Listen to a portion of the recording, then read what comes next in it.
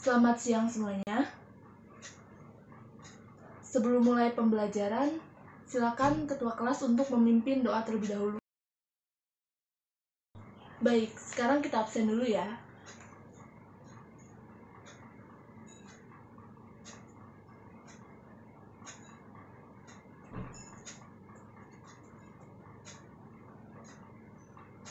Adelia Nurfitri,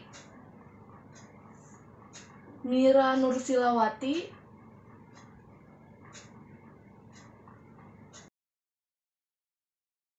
Wulan Adelita,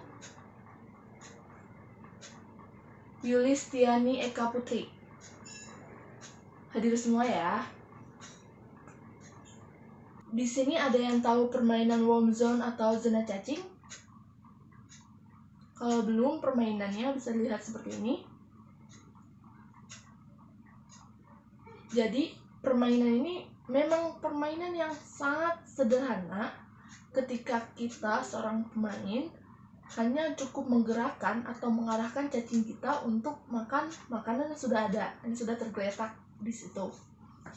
Nah, tujuannya sendiri adalah untuk makan sebanyak mungkin sehingga level kalian atau peringkat kalian akan naik.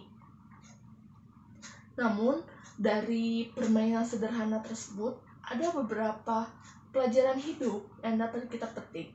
Di sini saya akan menjelaskan 3 diantaranya. Ini menurut saya ya. Yang pertama adalah menggigit akan berbahaya. Benar, di game ini ketika cacing kalian menggigit cacing orang lain, maka cacing kalian akan mati dan berubah menjadi makanan yang dapat mereka makan. Berbeda dengan hukum alam yang kita tahu, ketika predator sedang memangsa mangsanya, tentu mangsa tersebut yang akan mati. Namun di game ini, ketika kita menggigit cacing lain, cacing kita lah yang akan mati dan berubah menjadi makanan untuk mereka. Begitupun dalam kehidupan. Ketika kita berbuat jahat pada orang lain, maka kejahatan tersebutlah yang akan kembali pada kita. Ketika cacing tersebut menggigit cacing lain, maka cacing tersebut akan bernasib sial, dia akan mati. Begitupun dengan kehidupan kita. Ketika kita berbuat jahat, maka kesialan yang akan datang pada diri kita. Lalu yang kedua adalah zona aman. Ketika pertama kali cacing kalian dilahirkan atau cacing kalian masuk dalam permainan, itu secara acak atau secara random, cacing kalian akan ditempatkan di mana saja dan kalian tidak bisa memilih tentunya.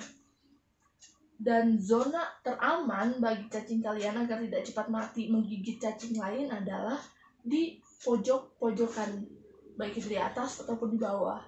Karena di pojokan tersebut jumlah cacing lawan hanya sedikit. Dengan begitu, kemungkinan kalian menggigit cacing lain itu juga sedikit. Namun, ketika kita hanya berada atau kita tetap di zona aman tersebut, cacing kita akan lama untuk naik peringkatnya. Kenapa? Karena semakin sedikit cacingnya, maka makanan di situ pun semakin dikit. Makanan memang tersedia begitu saja, namun makanan cacing juga dapat kita dapatkan dari cacing yang mati. Nah, kalau cacingnya sedikit atau cacing lawan sedikit, maka cacing matinya pun sedikit dan kita pun akan mendapat makanan yang sedikit pula. Di sini, ketika kalian berani keluar dari zona aman yang di pojok-pojokan itu dan mengarah ke tengah, maka kalian pun akan mendapatkan makanan yang lebih banyak lagi. Memang di tengah ini banyak sekali cacing lawan yang jelas sangat berbahaya untuk kalian. Namun semakin banyak cacing tersebut, semakin kita berani untuk melangkah keluar, semakin kita berani untuk menghadapi dunia luar, keluar dari zona aman kita, maka semakin banyak keuntungan yang dapat kita ambil. Ya, gitu pun dengan kehidupan kita. Ketika kita berani keluar dari zona aman kita berani keluar dari zona nyaman kita berani untuk maju, melangkah, maka bakal akan ada banyak keuntungan yang dapat kita raih. Dan yang terakhir adalah semakin besar cacing kita, maka semakin banyak juga cacing-cacing kecil yang datang menghampiri kita dan menjebak kita agar cacing kita ini menggigit mereka.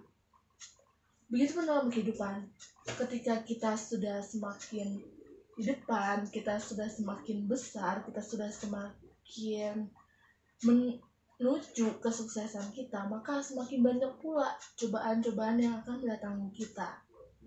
Nah, maka dari itu, ketika cacing kita sudah besar ini, kita harus lebih berhati-hati lagi. Begitupun dalam kehidupan, ketika kita sudah hampir mencapai titik keberhasilan kita, kita juga harus tetap berhati-hati hingga akhir. Semoga dari permainan sederhana ini kalian dapat memetik pelajaran-pelajarannya, kalian dapat lebih termotivasi lagi.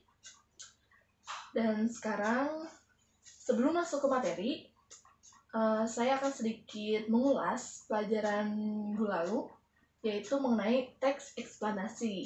Di sini ada yang tahu apa itu teks eksplanasi, atau ada yang bisa menjelaskan ulang apa yang minggu kemarin sudah kita pelajari? Benar. Teks eksplanasi adalah suatu teks yang menjelaskan mengenai proses terjadi atau terbentuknya sesuatu. Bisa merupakan sebuah fenomena alam, kejadian sosial maupun budaya yang terjadi dalam kehidupan sehari-hari. Nah, pada pembelajaran hari ini, kita akan belajar mengenai teks prosedur. Sebelum mengetahui apa itu teks prosedur, mari kita lihat dulu kompetensi intinya. Bisa lihat di layar. Ada 4 kompetensi inti.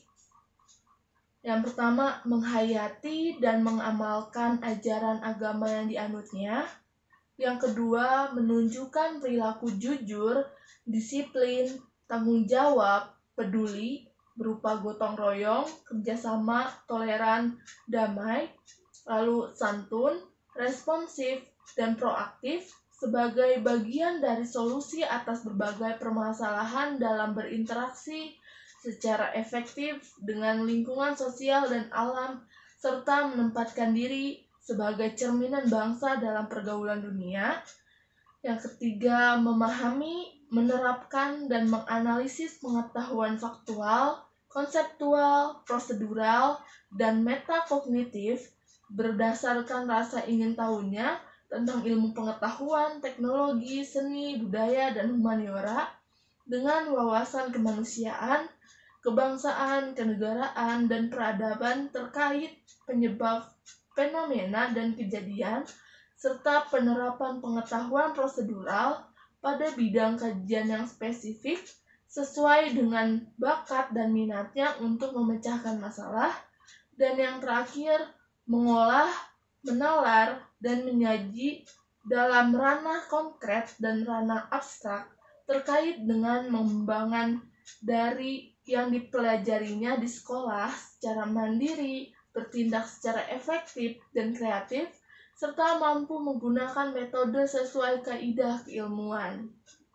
Untuk kompetensi dasarnya ada 2. Yang pertama, mengonstruksi informasi berupa pernyataan-pernyataan umum dan tahapan-tahapan dalam teks prosedur.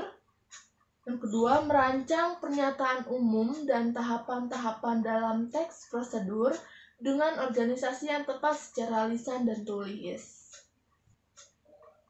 Teks prosedur. Sebelumnya sudah ada yang tahu apa itu teks prosedur? Baik, teks prosedur adalah teks yang berisi cara, tujuan untuk membuat atau melakukan sesuatu hal dengan langkah demi langkah yang tepat secara berurutan sehingga menghasilkan suatu tujuan yang diinginkan. Teks prosedur biasanya terdapat pada tulisan yang mengandung cara, tips, atau tutorial melakukan langkah tertentu. Nah, pada teks prosedur ini memiliki tujuan, yaitu untuk memudahkan pembaca maupun pendengar agar dapat mengikuti langkah atau perintah dari isi teks yang tujuan akhirnya bisa sesuai dengan keinginan pembaca maupun pendengar. Nah, sama seperti teks-teks lainnya, teks prosedur juga memiliki struktur. Di sini ada 4 struktur. Yang pertama adalah tujuan, bahan dan alat, langkah-langkah, dan penutup. Tujuan pada teks prosedur adalah pengantar umum sebagai penanda apa yang akan dibuat atau dilakukan dan motivasi dalam melakukannya. Lalu, struktur yang kedua adalah bahan dan alat. Berisi mengenai rincian bahan dan alat yang digunakan dengan ukuran yang akurat. Yang ketiga, langkah-langkah, yaitu berisi langkah melakukan sesuatu dengan urut secara bertahap. Dan yang terakhir adalah penutup, berisi penekanan pada keuntungan dan ucapan selamat melakukan sesuatu. Nah, berikut contoh teks prosedur, yaitu cara membuat Gmail. Dapat dilihat pada contoh tersebut, terdapat langkah-langkah yang dapat kalian ikuti untuk membuat Gmail. Silakan kalian perhatikan teks prosedur ini.